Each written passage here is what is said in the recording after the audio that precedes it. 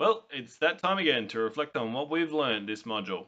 So I chose an article from Forbes magazine by Susan McPherson on how Spotify uses music to drive social change. First thing I asked myself was, why did that pop out to me? Why did that article, pop? And I identified that it was because it had the word music and the word change in it. So, as a musician myself, um, I've been playing music for a long time. Um, there's some aspects of me that are very jaded when it comes to music, and I think anything music related um, in a positive light sparks a very kind of negative knee-jerk reaction from me, which is something that I'm now becoming more aware of, and that's not just music; that's a lot of other things. So, one thing I'm really starting to learn throughout doing FlexiTrack is learning when I'm being unreasonable and when I'm letting my personal biases get in the way of the fact sort of thing. Um, and speaking of facts, there was another thing that I've really learnt since starting the FlexiTrack program, and it's kind of been like a step by step evolution sort of thing.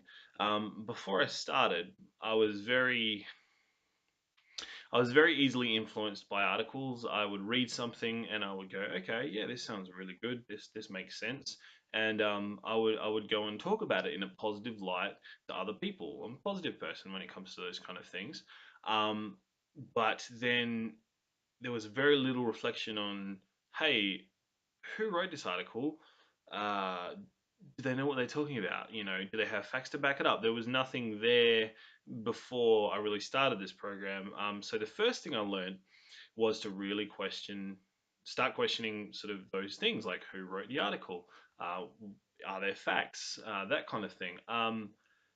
But just recently, when I was doing the latest assignment on the social activists and all that, um, I started to identify that I was doing the same thing I was originally doing with articles, but now with articles with facts to back them up. I was just accepting them as kind of like a reliable source of information because they were because of the way they were written and because they had facts and things like that to back them up. So, you know, we learned earlier in the module to be looking for academic style of writing and all that kind of stuff and the importance. But what I'm finding now is what it's equally important is to stay objective, um, even after you've found something that looks the part, um, which I think is really, really important.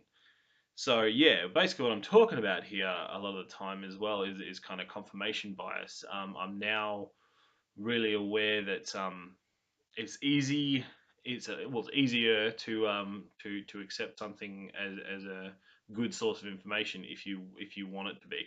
If you're just looking for something to confirm your argument, if you're looking for something to support your argument, you can get tunnel vision, and it can be bad because you're not looking objectively then, and even though you think you are, you're sort of tricking yourself into thinking that you're thinking objectively. You're really not. So yeah, I've learned a lot about these things, and I think I still now, after the two modules, um, firmly am interested in becoming a teacher still, and I think all of these things are really vitally important moving forward, especially when I'm teaching other people to be objective as possible and don't influence people with my own biases,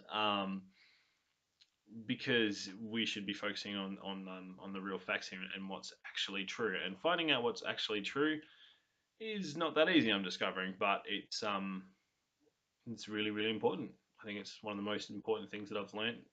That yeah, although it's not an easy road and not an instantly gratifying road, finding the right answers is vitally important. That's what I've learned.